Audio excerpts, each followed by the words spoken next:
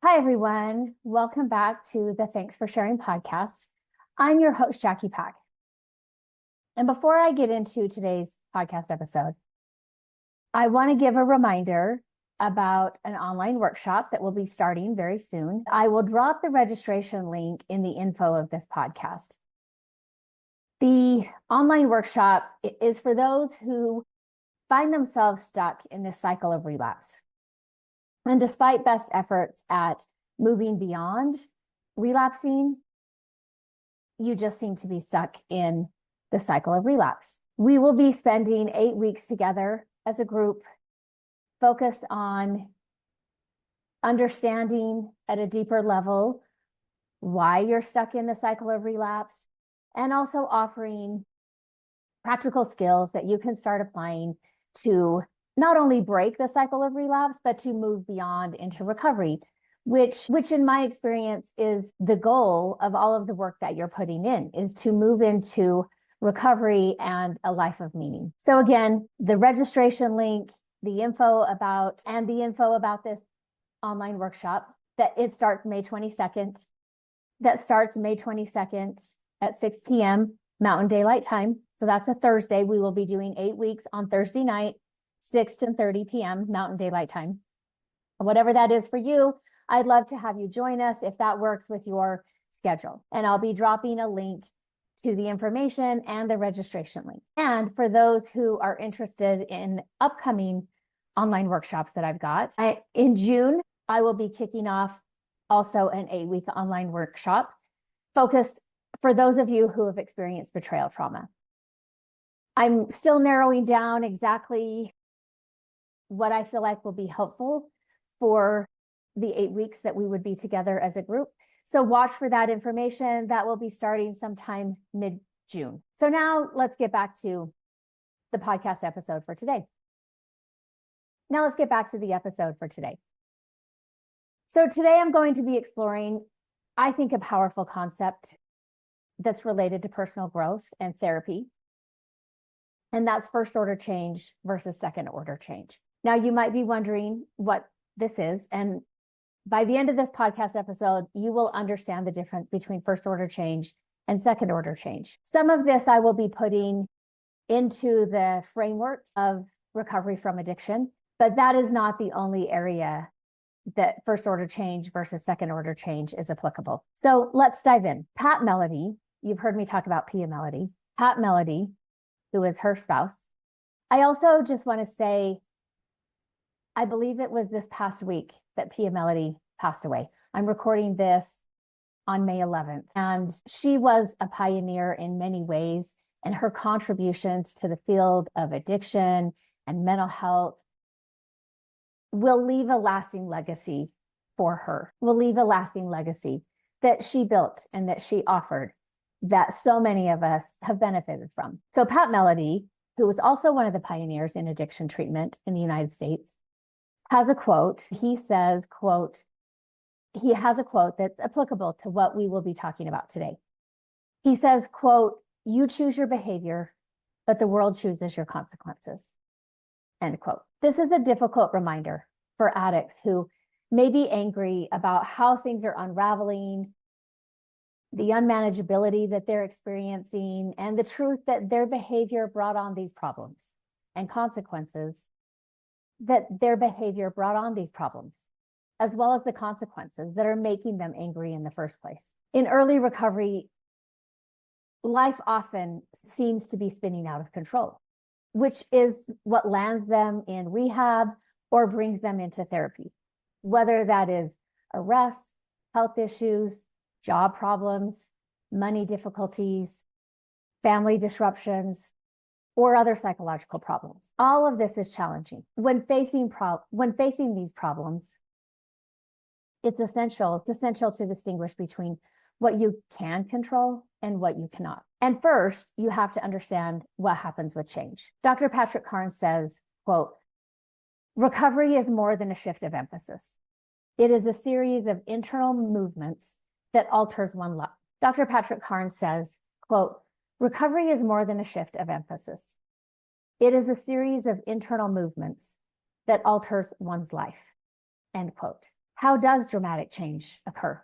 To answer this question, it's helpful to understand the nature of change itself. Scientists have noted some changes are transformational and others are not. By looking at how systems work, including family systems, political systems, molecular systems, mathematical systems, and even computer systems, we learned that there are two types of change that exist. So they are called first order change and second order change. Now, most of us over the course of our life, if not all of us over the course of our life, have made attempts at making changes in our life or in our relationships. And often we found that despite our best efforts, eventually things reverted to old patterns. So today we'll discover why that happens by differentiating between superficial adjustments, which is first order changes, and deeper transformational shifts, which are second order changes. First order change is most accurately described with a French aphorism. The more things change, the more they stay the same. This type of change, first order change, involves concrete actions to stop a problem quickly and to address specific consequences. These steps, however, fail to produce a long-term solution or a desired outcome. First order change is often compared to rearranging the furniture in your home. Things will look different, the room will look different, but the basic structure remains the same. You haven't changed the room in which you rearrange the furniture, and the furniture is the same. It's just in a different configuration. These changes might feel good initially, but typically they don't last because they haven't addressed any underlying issues. Nothing has really changed. Another example of first order change is leaving a relationship when things get hard and the person feels it's no longer exciting or romantic and conflict is arising. So they leave the relationship that has become hard or dull, and they replace it with a new one, determined to do better. Did the person make a change? Yes, they did. But when I tell you this is their fourth marriage, we can see that while they might have made a change, their situation stayed the same.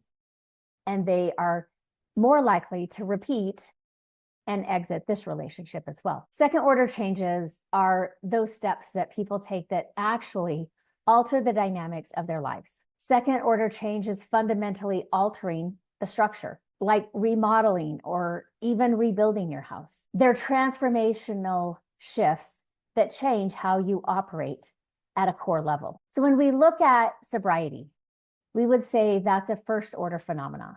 The harder addicts try to stop addiction behaviors by themselves, the worse things get. They may isolate themselves more and attempt to get their needs, which leads to getting their needs met through their addiction. Dr. Gabor Mate says, the worst thing about addiction is that it almost works. So first order change here can lead to grandiose thinking as they continue believing that they can always pull it off. However, as time goes on, chaos begins to close in. The spiraling gets more and more unmanageable, and they're typically acting out more in order to have the same desired effect. So when we're looking at addiction, first order change might involve setting limits, attending some meetings, but we are not addressing the underlying emotional pain. Often when we're talking about addiction, we describe it as a maladaptive behavior. In other words, addiction is so the question then is, what are we coping from? Well, if we're only focused on sobriety and getting sobriety, but we never look at what we are actually coping from, what the purpose of addiction is, what the purpose of addiction is trying to serve, then we're simply rearranging the furniture, trying to get sobriety. And to be clear, and to be sure, initially you might get some sobriety. But unless we're looking at the underlying issues that led to addiction in the first place, usually sobriety doesn't typically last. Second order change, however, involves addressing core trauma beliefs and emotional regulation. Now, it's more than just that, but it's fundamentally changing how a person relates to their addiction and asking for help. Henry David Thoreau famously wrote, and I don't want to go too far off on a tangent here, but I think it is applicable. So he wrote, quote, there are 1,000 hacking at the branches of evil to one who is striking at the root. And I think one of the most interesting things about this quote, first of all, is that it's most often used in its abbreviated form, like I just read, like I just quoted. And I say interesting because if you read the quote in full, and even more so, the whole chapter of writing from which it is sourced, you can't escape the realization that Thoreau was calling out falsity of the philanthropic foundations upon which American society prides itself. Now, I'm not going to go down that whole tangent about the falsity of the philanthropic foundations which America prides itself, because that's a whole other podcast episode. But despite this, despite its most often being used in this abbreviated form, despite Thoreau's writings, he remains one of America's most celebrated writers. And he lived in a time where there was great division, perhaps culturally not much different than we have today. Even if laws have changed to make it seemingly a more equal society. But when you read his writings in depth, you realize he was very outspoken against many of the very values that Americans celebrated and still celebrate today. Not because he didn't believe in the strength of these values, but because he saw through the hypocrisy of a society that said one thing, but lived another. So much of what he called out in American society, and in any modern society for that matter, still stands true today. And when you understand the full context of his quote, you start to understand why it is often not quoted in full, because it exposes that much of what we call and think of as good, he calls hypocrisy. So Thoreau said, and I'm going to paraphrase here, as part of this quote, he says, "Give me not the stems and leaves of a man, but the flower and the fruit of a man." In other words, it was a deeper call to humanity. Share with me all that you are, every single one of you. Share with me your true love. Share with me your true fears, sorrows, and then we will see philanthropy. And then we will see philanthropy put in its true place. Not as the simple stopgap that it truly is, which is necessary, but still falls short of what we are truly capable of when, as people, he says we are in full bloom. He talks about if all the world lived by the tenets of what we call good, we would still be in the same mess we are in today. It's a cap or a block that stops us from seeing our true higher nature, from which benevolence and politeness are evil by comparison. He says, from such a place of harmony, peace is a violent disruption. From such a place of love, that higher true self place of love, etiquette is rudeness, and politeness is merely a mask to hide our true selves. So it was in his response to this hypocrisy and the fact that society had sold itself on these ideals that were no more than a cheap look-alike watch that gave Thoreau cause to leave society for a couple of years, retire to nature, reconnect and ponder deeply, and to reconnect and ponder deeply on the true state of mankind, and to write what he did in response. And he wrote that it takes a great deal of honesty and willingness to actually see the true nature of evil, which much of what he was talking about was hypocrisy when he was talking about evil, and its profound hold on humanity. So again, I don't want to go down that tangent, but I do think it applies because he was talking and calling out society who was, as he put it, 1,000 hacking at the branches, where only one was actually hacking at the root. So this time of year, this past weekend, I have been out in my yard, cleaning things up from the winter, getting the leaves left over from the fall, and starting to pick up new weeds and starting to pluck out new weeds that developed in the early spring. So think of first order change as if I merely went over the new weeds that are starting to poke up through the ground, and I just went over and cut the top off. That actually does nothing to remove the weed. I just can't see it for a couple of days or a week. But unless I actually dig down and pull the root, that weed is just going to continue to grow. And this is why first order change often fails. It fails because people aren't addressing root causes. If you think about weight loss programs or dieting without addressing emotional eating and what the emotions are, that's a first order change. It might work briefly, but often it fails over time because emotional patterns remain untouched, because the emotional patterns and issues remain untouched. In relationships, first order changes might appear promising, like we're having less arguments, but we're not actually addressing deeper communication breakdowns.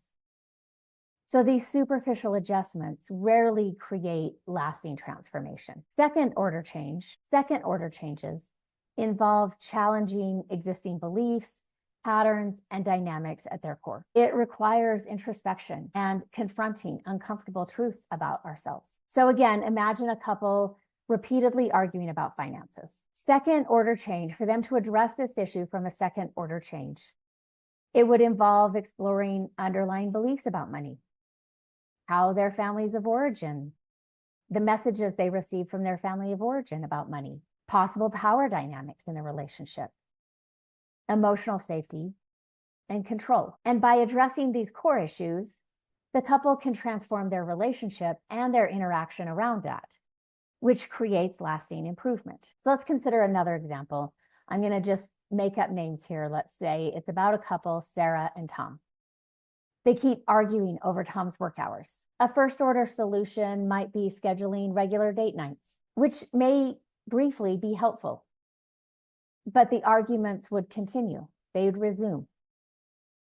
A second order change involves addressing Tom's underlying fear of inadequacy that might be fueling his long work hours, and Sarah's feelings of abandonment, which would fundamentally change their relationship dynamics and communication. When we're looking at recovery, so when we're looking at addiction, there may be initially first order change. And for some people, that involves an amount of white knuckling. They've made a commitment to not continue in their addiction, but we haven't yet addressed the underlying issues, because to do so prematurely would lead them back into how they're coping with that in the first place, which is their addiction. So when we're looking at recovery as a second order change, the painful reality of negative consequences teaches recovering people insights that they then take, and that leads to new programming. First, they learn that there are really no secrets, They have to realize that they are unable or powerless to change their behavior on their own and by themselves.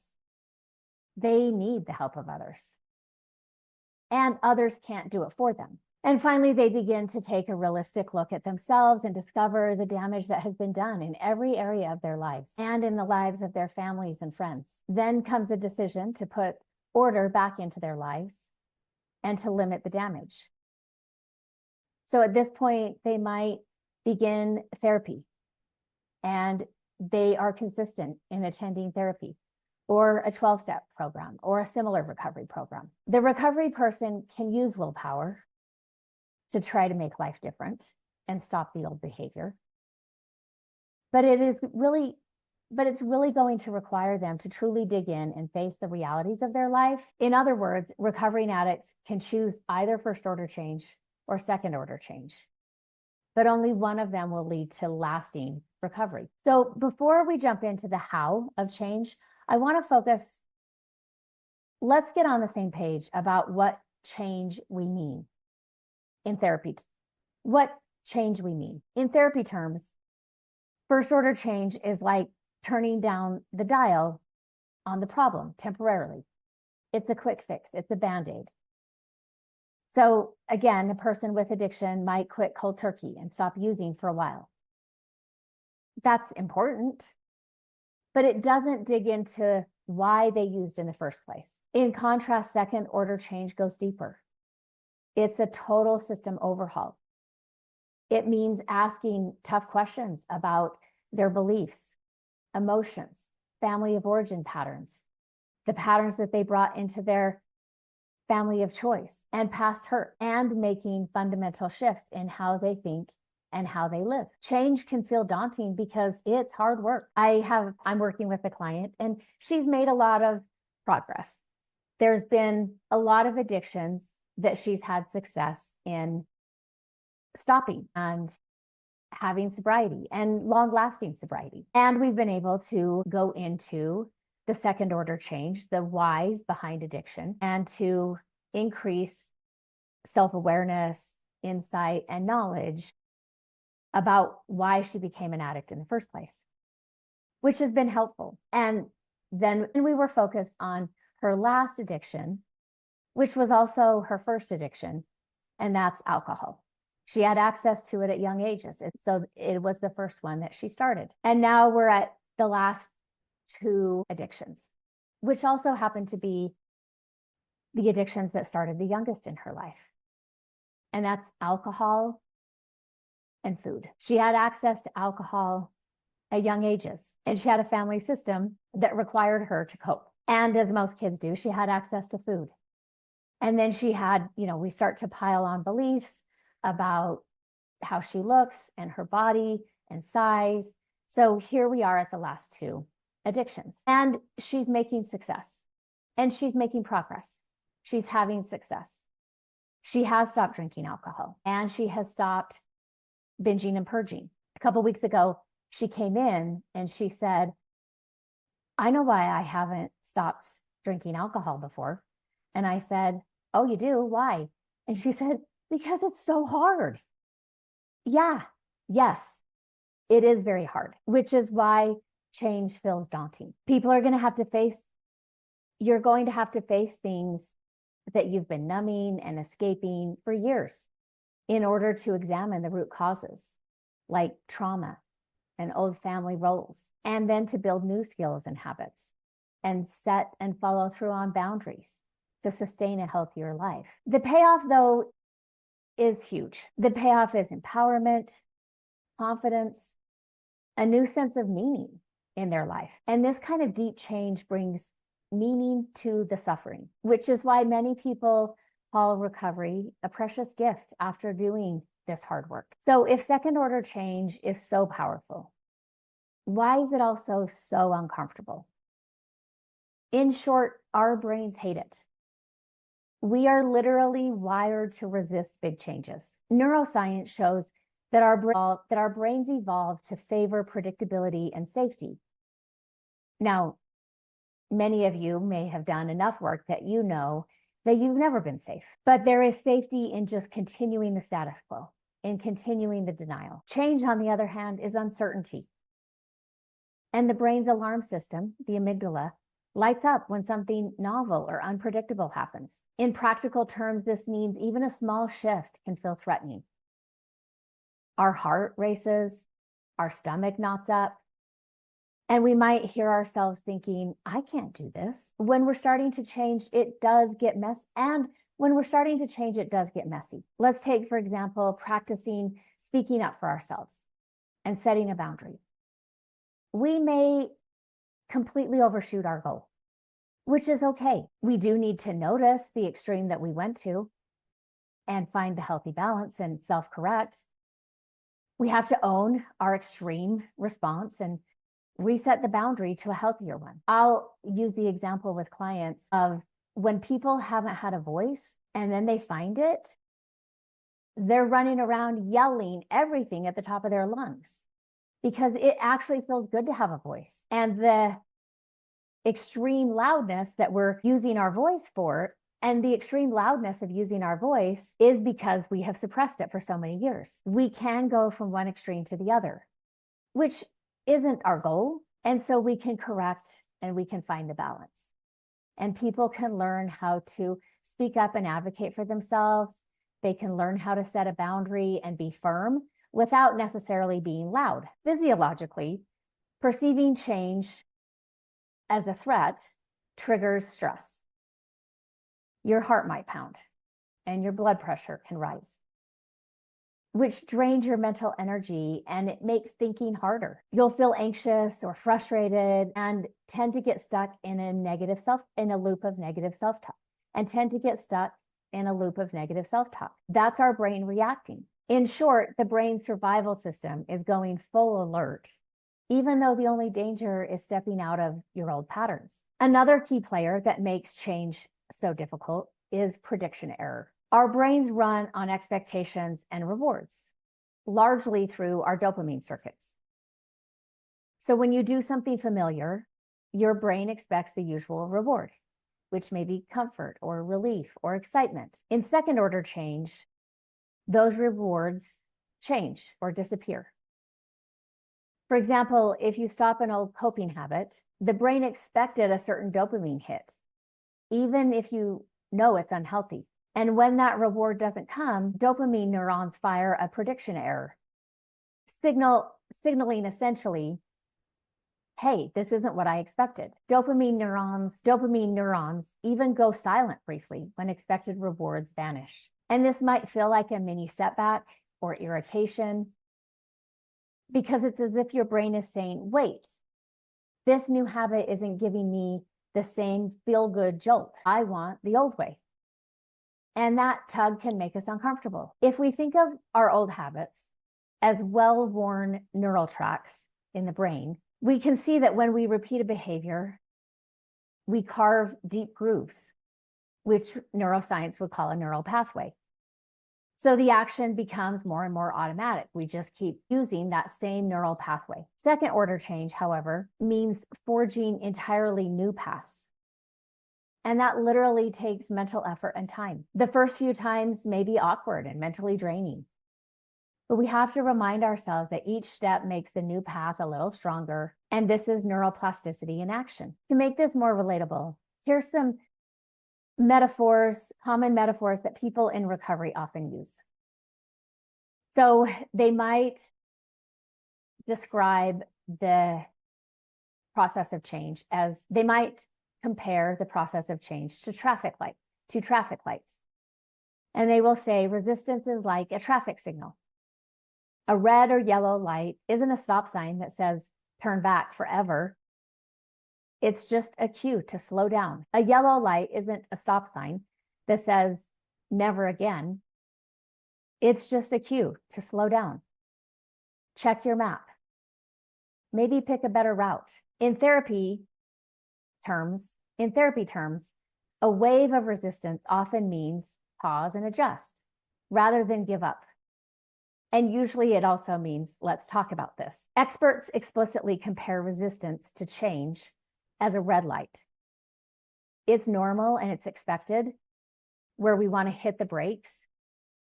And if you never hit a red light, or in other words, you never encounter resistance, you're probably not really tackling anything that big. Another metaphor that's common to be used is a forest path. Imagine your journey as walking through a dense forest. The familiar trail might be comfortable, but narrow. And when we choose a new direction, which would be second order change, we have to push through thick underbrush in the beginning. It may be disorienting, and it's definitely going to be slow. The struggle to break through the brush is exactly the discomfort of change. Another metaphor is, think of a caterpillar transforming into a butterfly. Inside the chrysalis, we imagine it can be cramped, can be confusing. The process probably hurts, but it's creating something entirely new. In the same way, second order change can feel like squeezing through a cocoon, dark and tight before emerging free. Or the metaphor of exercise soreness. When you start a new workout, your muscles ache the next day. The soreness is a sign that the muscles are strengthening, not that you need to stop. Similarly, feeling uneasy or a little sore in our emotions and our thoughts is a sign that we're building new neural muscle, that we're building new neural muscle. And then the last one is a video game metaphor.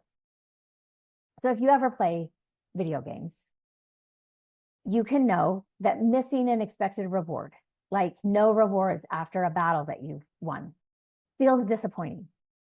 It's like the dopamine prediction error above. It's like the dopamine prediction error that I talked about. Your brain expected a familiar win and it didn't get it, so it complains. It's just a signal to adapt so it complains. That doesn't mean we stop playing the video game and we never pick it up again.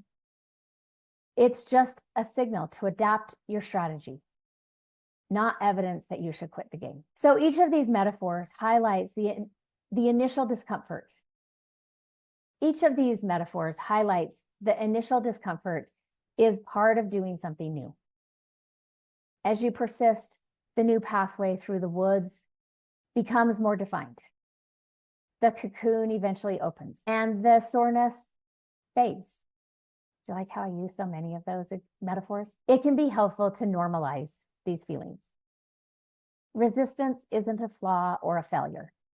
It's expected. Research on change processes notes that if you're not encountering resistance, and often resistance within yourself, we can also encounter resistance externally.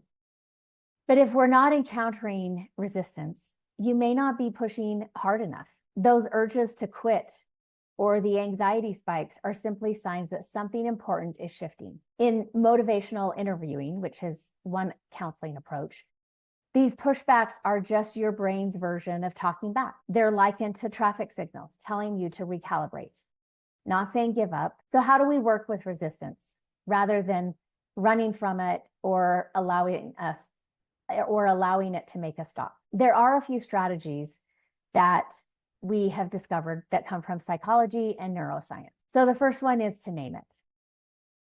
When you feel fear or doubt or any emotion, name it. Whether that's to yourself, silently, or you say it out loud to yourself or somebody else. So this may sound like, I'm feeling a lot of fear, which I know is my brain's fear, which I know is my brain's way of resisting. And it's normal to feel this way, but it's really hard. It's like noticing pain during exercise. It just means your muscles are working. Noticing discomfort and change means you're on the right track. One of my favorite affirmations that I will use with clients, or I'll use with myself or one of my kids, comes from Dr. Kristen Neff. And in these moments, she will say, kind of like put your hand over your heart, or just let's take a moment, do some deep breaths, and just acknowledge this is a moment of suffering. Now, often with clients, I will get some pushback. I'm not suffering. And I'm like, well, it's hard. Isn't that what suffering is? It's hard. Even if it's going to be good in the long term, it's hard. It's suffering. So then we'll go back in. We'll take some more deep breaths and I'll say, okay, just say out loud to yourself, follow me. And so I'll say it and they'll repeat it. This is a moment of suffering. This hurts. Ouch. This is stress. And I'll let them pick whatever fits for them in that moment. And then we move to phase 2, which is just saying out loud, suffering is a part of life. It's common humanity. So then I give them options. Other people feel this way. I'm not alone.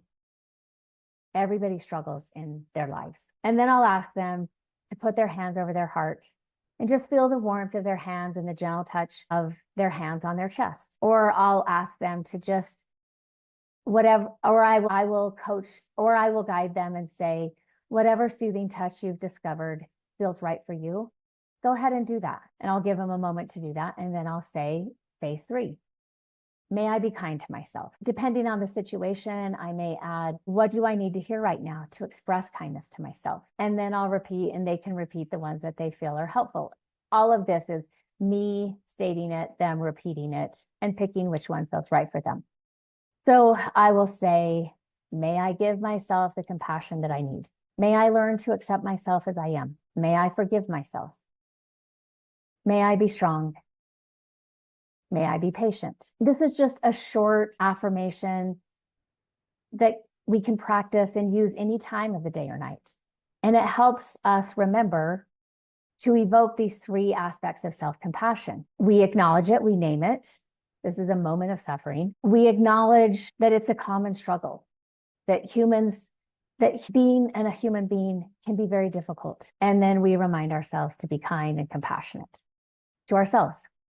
And then just the gentle reminder to be kind to ourselves. Another strategy that we've learned from psychology and neuroscience is to use a growth mindset. So this is reframing the challenge or the change.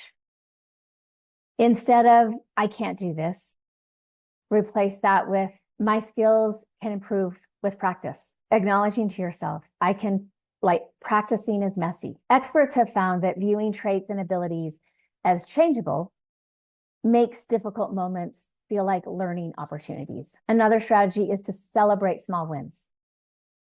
So break the second order goal into baby steps. Each time you try a new approach, even if it's imperfect, congratulate yourself. Every step forward, however tiny, is progress. Neuro leadership advice is to celebrate moments of progress, including baby steps. I will remind clients, we often celebrate good things. Last month, we had a graduation. In December, we're going to have a graduate, and in December, we're going to have another graduation in my family.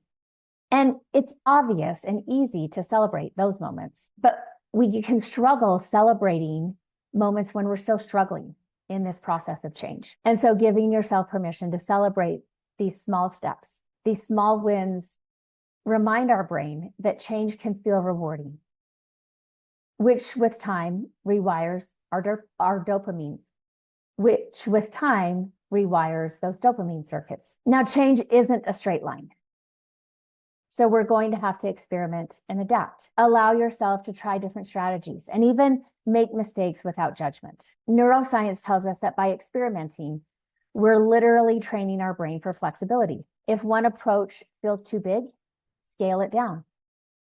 If something still feels too familiar, get creative and seek support. You don't have to do this alone. Talk with your therapist, your sponsor, friends, or your spouse about what you're experiencing. Sometimes saying "I feel stuck" can loosen the tension. Others may be able to help you shine a light on those dark parts of the forest where you have some blind spots or there's things that are unknown. In family systems terms, bringing in outside support is like adding extra people to hold back the pull of old patterns when you try a new move. The system will try to pull you back, and you have allies who can help keep you on your new path. The bottom line is that discomfort means you're growing. Every bit of resistance is just your brain adjusting to new, healthier. Every bit of resistance is your brain adjusting to a new, healthier normal. By recognizing it as part of the process, just like your muscles burning through a workout, you can stay the course. Understanding this gives you power. When you know the brain's preference is to keep things the same, you can counter it with determination, self-compassion, and empowerment. Second order changes often trigger resistance because they challenge established comfort zones. The resistance isn't negative. The resistance isn't a negative thing. It's a natural response, indicating that you're addressing meaningful issues. Therapy can feel more challenging. Also, therapy will feel more challenging when approaching second order change because you're moving toward vulnerable truths.